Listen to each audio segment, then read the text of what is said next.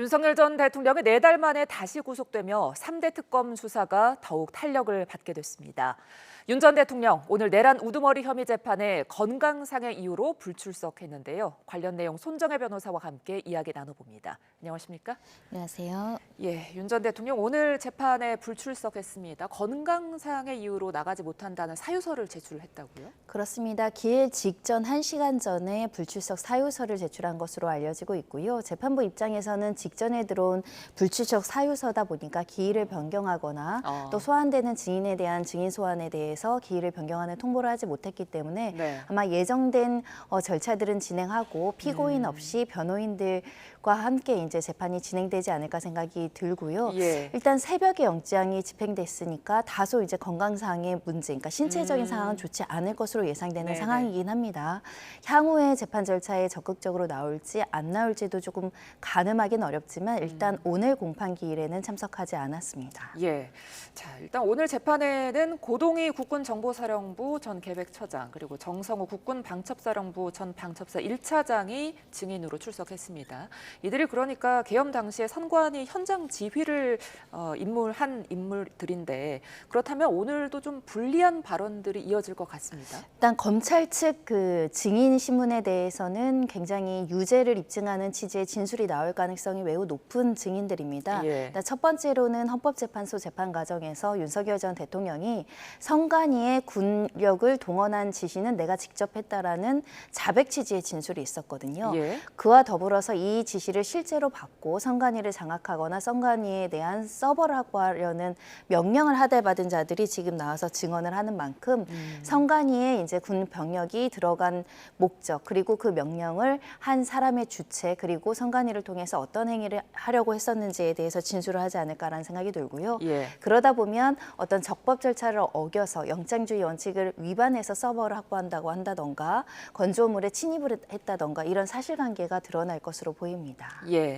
자, 지금 내란 특검이 이들 외에도 증인을 72명을 추가로 신청했다고 하더라고요. 이제 윤 전 대통령이 구속이 된 만큼 압박 수위를 더 높일 걸로 보입니다. 일단은 피고인 측에서 증거를 부동의하는 진술 같은 경우는 이렇게 증인 채택해서 법정에서 이제 유죄의 취지의 진술을 이끄는 것이 검사의 역할이기 때문에 가능한 많은 증인들에 대한 증인 신문을 거쳐서 구체적인 어떤 범죄 사실에 대한 유죄의 증거로 활용하겠다는 검찰의 의지라고 봐야 될 것 같고요. 다소 72명에 대한 증인을 모두 소환해서 증인 신문을 하는 것은 상당 부분 굉장히 시간이 많이 할애되는 사건인데 그럼에도 불구하고 1심 구속 기간 내 그러니까 할 수 있는 모든 증인 소환 절차를 거쳐서 유죄 입증 취지를 강화해 나가겠다는 것이 이 검찰 측 증인 신청 숫자로 이제 읽히고 있는 상황입니다. 이제 윤 전 대통령에 대해서는 내일 조사할 예정이라고 하는데 어떤 부분을 좀 들여다볼까요? 일단 구속영장 청구에 대한 범죄 사실에 대해서 보완 수사할 부분에 대한 수사를 할 것으로 보입니다. 보완점이 있다라고 한다면 추가 수사를 이행할 것으로 보이고 이 관련해서 지금까지 제대로 좀 수사가 안 됐거나 조금 더 순서가 뒤로 밀린 사건은 외환죄, 일반 이적죄 이런 혐의가 남아 있는데 이 피의자 측에서 동의하면 이 부분을 수사를 개시하겠다라고 밝힌 만큼 실제 북한의 무인기 침투를 지시를 했는지 여부 그리고 이 오물풍선과 관련해서 원점 타격을 지시했는지 목적 이것이 계엄과 관련성이 있는지 여부 그리고 실질적으로 이 업무를 실행한 사람이 주고받은 내용들이 객관적인 사실이 무엇인지 이런 것들을 확인하지 않을까 합니다. 윤 전 대통령의 재구속도 좀 더 살펴볼게요. 이제 4개월 만에 다시 이제 구속 상태에서 재판을 받게 된 건데 어떤 부분이 결정타였을까요? 일단은 범죄 자체가 굉장히 중대한 범죄입니다. 한 명에 대한 체포영장을 집행하는데 경찰이 수천 명이 동원될 정도로 공권력이 낭비되거나 공권력에 대한 도전이 있었던 사건이기 때문에 범죄가 소명이 된다라고 한다면 그 중대성 때문에 증거인멸 가능성도 인정되는 사건이었던 사건인 만큼 범죄가 소명이 됐다라고 인정하고 있고 특히 구체적으로 주요 증인들에 대한 진술에 대한 오염이나 진술 해유가 있었다는 정황이 발견됐기 때문에 재판부 입장에서는 증거인멸의 우려를 인정하지 않을 수 없는 사건이었기 때문에 구속영장이 발부됐다 이렇게 말씀드릴 수 있고요. 그뿐만 아니라 실제로 재범의 위험성이라든가 참고인 등에 대해서 위해를 가할 여지가 있다라고 특검에서 주장한 이런 각종의 주장들이 재판부를 설득할 수 있었고 합리적으로 받아들여진 것 같습니다. 자, 어제도 이제 윤 전 대통령의 최후 진술을 직접 했다고 하는데 한 20분 동안 사실상 계엄의 정당성을 주장했다고요? 그렇습니다. 다소 과거의 1차 구속영장 실질 심사 과정 발언보다는 조금 더 축약된 짧은 시간이긴 하지만 본인의 억울한 심정과 본인이 어떤 이야기를 했을 때 그것이 왜곡되어 전달하거나 사실이 아님에도 불구하고 이것이 사실처럼 받아들여지는 부분에 대한 토로를 한 것으로 보이고 예. 또 계엄 목적이 내란죄가 아니라 합법적인 계엄이다라는 점을 또 강조한 것으로 보입니다. 그런 취지로 이 체포영장 집행 저지와 관련해서도 위법한 수사이고 정당하지 않은 체포영장의 집행이었기 때문에 내가 이 부분을 저지하는 것은 범죄가 성립하지 않는다. 죄가 되지 않는 것을 구속영장을 발부할 수 없다는 취지의 변론을 이어간 것으로 보입니다. 예. 윤 전 대통령의 이번 구속영장 발부가 된 주요 원인 중 하나로 윤 전 대통령 측 변호인들이 주요 증인들을 좀 회유하려고 했다 이런 점들이 꼽히던데 그렇다면 윤 전 대통령이 다시 구속이 됐으니까 이 증인들이 좀 뭐라고 할까요? 진술을 다시 바꿀 수도 있을까요? 일단은 윤 전 대통령의 어떤 존재감과 영향력 때문에 적극적인 진술을 하기 어려웠던 피의자들이라든가 또는 참고인들이 입을 열 가능성은 훨씬 더 높아진 것 같습니다. 네. 아무래도 구속된 상황과 불구속 상태의 어떤 그 장소적 제약이 있기 때문에 상당 부분 심리적인 어떤 부분은 조금 더 가벼워지지 않았을까 생각을 하고요. 예. 특히 내가 불리한 진술을 했을 경우에 윤 전 대통령 또는 윤 전 대통령을 지지하는 사람들로부터 공격을 받거나 불리한 처우가 있을까 봐 염려하는 증인들이 있을 수 있거든요. 네. 이 부분과 관련해서는 이 행위 자체가 굉장히 차단이 될 것이고 증거인멸의 시도라든가 이 진술을 오염시키는 여러 가지 시도들이 어느 정도는 억제될 가능성이 있기 때문에 현재로서는 특검 측에서는 굉장히 유효적절한 타이밍에 구속영장을 발부받은 것이고요. 예. 특히 구체적으로 강희구, 김성훈 두 사람에 대한 진술의 오염이 시도가 이제 변호인들을 통해서 있었다라고 한다면 윤 전 대통령은 움직이지 못하는 구속된 상태지만 윤 전 대통령의 변호인들도 상당 부분 조심할 가능성이 있습니다. 예. 그런 측면에서는 객관적인 실체 진실을 밝히는데 조금 더 상황은 나아졌다 이렇게 봐야 될 것 같습니다. 예. 자, 이제 윤 전 대통령이 재구속이 됐고 군 관계자들의 조사도 이루어진 만큼 외환 혐의 관련 조사도 좀 탄력을 받지 않을까 싶은데 내란 특검이 기소를 할 때는 외환 혐의를 추가할까요? 일단 조사를 해야 되는 게 선행이 돼야 되겠죠. 예. 워낙에 군사상 기밀과 밀접한 범죄 사실을 다뤄야 되다 보니까 기밀성을 유지하는 게 굉장히 관건인 것 같습니다. 예. 특히 이런 수사 과정에서 군사상, 보안상 꼭 비밀을 지켜야 되는 부분이 외부에 유출되지 않도록 또 주의를 해야 될 것이고 예. 이렇게 보안상의 목적으로 발언하거나 진술할 수 없다라는 군 관계자들을 설득해서 관련된 진술을 확보하는 게 굉장히 중요하지 않을까 생각이 드는 사건이고요. 예. 특히 이 사건 같은 경우는 범죄 발생지가 북한으로 특정되는 사건입니다. 북한의 무인기를 침투해서 지시를 했다라고 하면 보통의 경우에는 외국이라고 하더라도 가서 조사를 하고 현장 조사를 하고 관련된 증거를 확보하는데 현재로선 수사기관이 북한 가서 증거 수집을 하기가 어려운 현실이기 때문에 예. 이 군 관계자들의 진술을 확보하는 게 굉장히 중요한 사건이거든요. 그런 만큼 진술을 확보한 다음에 윤 전 대통령이 직접적인 지시를 내린 것인지 그 목적이 무엇이었는지를 꼼꼼하게 살펴보는 것이 이 수사의 핵심이 될 것 같습니다. 네. 자, 그런가 하면 특검이 구속영장에 공범으로 적시한 인물들이 있습니다. 한덕수 전 국무총리 그리고 강희구 전 부속실장 또 김용현 전 국방부 장관인데요. 이들에 대한 구속영장 청구 가능성도 이제 좀 높아졌다고 봐야 될까요? 뭐 가능성은 있어 보입니다. 지금까지는 그 검찰이나 또 특검에서는 중요 임무 종사자들을 중점적으로 수사를 개시하고 기소를 하고 지금 형사 재판이 이루어지고 있는 상황인데 네. 이 단순 가담자 그리고 부하 내동자 그리고 이 내란과 관련한 방조범들에 대한 수사는 좀 미진한 측면이 있었거든요. 이제 방조를 했거나 일부 가담한 단순 가담자들에 대한 수사도 본격적으로 개시가 되면 꼬리에 꼬리를 물고 실질적으로 여기에 동원됐거나 조력한 사람들에 대한 수사와 재판이 이어질 가능성이 있고요. 예. 그 중에 범죄의 중대성이 인정되는 사건, 특히 진술을 바꾸거나 이 증거인멸을 한 사람을 대상해서는 구속영장을 실제로 청구할 가능성도 높아지지 않을까 합니다. 예.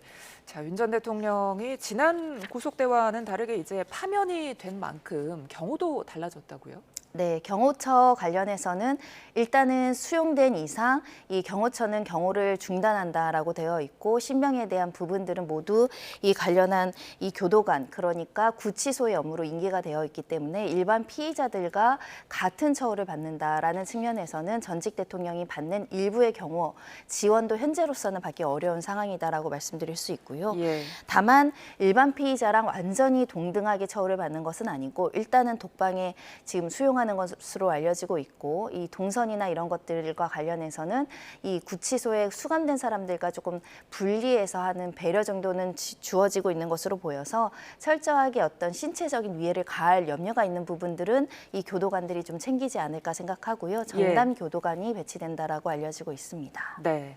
자, 윤 전 대통령 측이 지난 구속 당시에 구속 적부심도 신청을 하고 여러 가지로 좀 법적 그 반발을 했었잖아요. 이번에도 이어지겠습니까? 그렇게 예상됩니다. 일단은 변호인 측에서 강력하게 주장하는 것이 예. 같은 범죄로는 이중 구속할 수 없는데 재구속을 할 수 없는데 사실상 이번에 구속영장이 청구된 범죄 사실도 내란죄와 결부되어 있거나 그 수단 아니냐. 그러면 재구속 제한이라는 형사법의 원칙을 위반한 것이다라는 지금 위법한 구속영장 발부라는 주장을 하고 있는 상황이기 때문에 다시 한번 판단을 받아볼 가능성 열려 있지 않을까 생각이 들고요. 예. 다만 실무적으로는 구속영장이 발부되고 구속적부심으로 석방이 되는 그 시간적 간격이 너무 짧으면 기각 확률이 굉장히 높습니다. 워낙 또 기각 확률이 많은 절차이기도 하고요. 예. 그래서 재차 이 구속적부심을 청구한다고 하더라도 실제로 다른 판단을 받을 수 있는가에 대한 고민은 다시 한번 필요하지 않을까 합니다. 자, 어쨌거나 윤 전 대통령이 이렇게 재구속이 되면서 김건희 특검 수사도 탄력을 받지 않을까 싶은데 김 여사 소환이 좀 당겨질까요? 일단은 뭐 당겨진다는 표현은 적절하지 않고 가능한 한 빠른 시일 안에 소환하겠다라는 특검이 입장이 있었고 지금은 동시다발적으로 많은 곳에 압수수색 영장을 통해서 압수물을 분석하고 있고 관련자들 진술을 총합적으로 살펴보는 시기가 아닌가 합니다. 이런 관련자들에 대한 조사 그리고 인지된 수사도 수사를 할 수 있기 때문에 어디까지 수사를 할지가 정해져야 되는 상황이기 때문에 그런 조사가 어느 정도 성숙한 상황이라고 한다면 소환 조사를 통해서 관련 진술을 받지 않을까라는 생각을 하고 있고요. 최대한 빨리 하려고 애쓰고 있다는 것이 특검의 현재 입장입니다. 네, 지금 김건희 특검은 김 여사의 집사로 알려진 김모 씨에 대해서 압수수색에 나섰습니다. 일명 집사 게이트라고 하던데.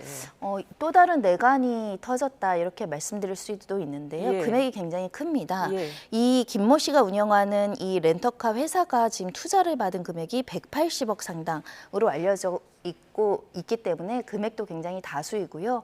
이 김 씨는 주목해 볼 만한 것이 과거에 김 여사의 모친의 어떤 통장 잔고 증명서 위조죄가 문제가 됐을 때 실제 위조를 한 당사자가 이 김모 씨라는 것이고 이를 통해서 유죄로 확정된 전력이 있어서 김건희 여사 가족과 굉장히 밀접한 관계에 있는 자이고 모 대학원을 통해서 친분을 쌓았다라고 알려지고 있는데 이 사람이 2023년에 회사를 차리면서 도이치모터스가 그 차량을 또 제공을 하고 각종의 기업들로부터 10억에서 30억 사이로 투자를 받는데 문제는 보통의 대기업들이 투자할 만큼의 재무 건전성이 없는 회사임에도 불구하고 투자를 받았다는 점. 그 자금의 흐름이 석연치 않기 때문에 혹여라도 김건희 여사나 또는 윤 전 대통령의 관계를 둘러싸고 뇌물성 투자를 한 거 아니냐. 이런 점들을 이제 특검에서 살펴볼 것으로 보이고요. 현재 김모 씨가 해외 출국해서 들어오지 않고 있습니다. 여권 무효화 조치를 한다라는 것은 향후 범죄 혐의점이 좀 구체화된다라고 한다면 지명수배, 인터폴 수배도 이제 고려해 볼 만한 사안이기 때문에 지금 특검에서는 이 사건 역시 김건희 여사의 관련성을 조사하고 있는 것으로 보입니다. 자, 그렇다면 대기업으로까지 수사가 좀 확대할 가능성도 있을까요? 당연히 그 확인을 해야 될 것 같습니다. 이 투자금이 실질적으로 어떤 경위로 들어오게 됐고 투자 결정을 누가 했고 투자 결정에 적정한 의사 판단을 한 것인지는 결국 해당 기업들로부터 의견을 받아보고 직접 실무를 담당한 사람들의 조사는 불가피할 것으로 보입니다. 자, 그런가 하면 김상민 전 검사를 공천 개입 의혹의 이제 핵심 인물로 특검이 꼽고 있는데요. 김상민 전 검사 어떤 이 의혹을 밝힐 키맨이 되겠습니까? 일단 김 검사 같은 경우는 좀 특이했던 것이 현직 검사인데 공천을 신청하는 과정에서 예. 많은 사람들을 놀라게 했었죠. 그런데 그 뒤에서 김건희 여사가 모종의 공천 개입을 했다라는 의혹이 제기된 상황입니다. 이미 김영선 전 의원이 김건희 여사로부터 이 김 검사를 도와달라, 공천받게 해달라, 예. 그 선거에서 이기게 해달라는 취지의 부탁이 있었다는 진술이 확보되어 있는 만큼 이 김상민 전 검사에 대해서 공천을 주고 선거에 나가게끔 하는데 실제로 김건희 여사가 구체적인 역할을 했는가 이게 굉장히 중요할 것으로 보이고 그러다 보니까 김상민 전 검사의 입을 통해서 어떤 진술이 나오는지도 굉장히 주목이 되고 있는 상황이고 실제로 명태균 씨의 주장은 확인해 봐야 되는 주장이지만 이렇게 선거에 나와서 당선되게 해주면 특정한 자리를 주겠다 이런 약속을 했다라는 건 또 선거법 위반의 소지가 있거든요. 예. 이런 의혹들이 사실인지 여부를 하나하나 밝히고 조사에 임할 것으로 보입니다. 네, 그런가 하면 최상병 특검은 국방부와 국가안보실을 지금 압수수색했습니다. 윤 전 대통령의 소환도 좀 조만간 이루어질까요?